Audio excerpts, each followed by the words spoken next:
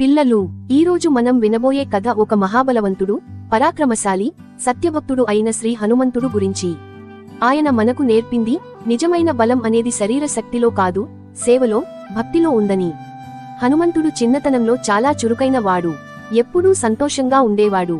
కాని ఆయన హృదయంలో ఒక గొప్ప గుణం ఉంది, అది భక్తి. ఆయన తన మనసంతా శ్రీరాముడి సేవకే అంకితం చేశాడు. రావణాసురుడి వద్ద సీతమ్మను కనుగొని రాముడికి సమాచారం ఇచ్చినవాడు హనుమంతుడే. రాముడి విజయం కోసం ఆయన ఏ ప్రమాదానికి భయపడలేదు.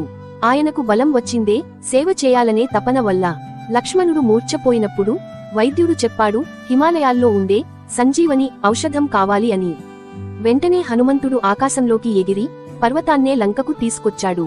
ఆయనకు అసలైన శక్తి ఏమిటి? రాముడి సేవ చేయాలి, లక్ష్మణుడిని కాపాడాలి అనే ప్రేమ. రామపట్టాభిషేకం తర్వాత అందరూ రాముడికి బహుమతులు తెచ్చారు. కాని హనుమంతుడు మాత్రం చెప్పాడు, నాకు ఇంకేమీ అవసరం లేదు స్వామీ, మీరు ఎప్పటికీ నా హృదయంలో ఉండాలి అని.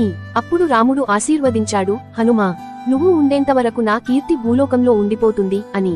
పిల్లలు, ఈ కథ మనకు ఒక గొప్ప బోధ ఇస్తుంది. మన దగ్గర ఎంత బలం, ఎంత జ్ఞానం ఉన్నా అవన్నీ స్వార్థం కోసం కాదు, సేవ కోసం వాడితేనే నిజమైన శక్తి అవుతుంది. హనుమంతుడిలా మనము సహాయం, ప్రేమ, భక్తి మార్గాన్ని ఎంచుకుందాం. నిజమైన బలం భక్తి, సేవ, ప్రేమలో ఉంది.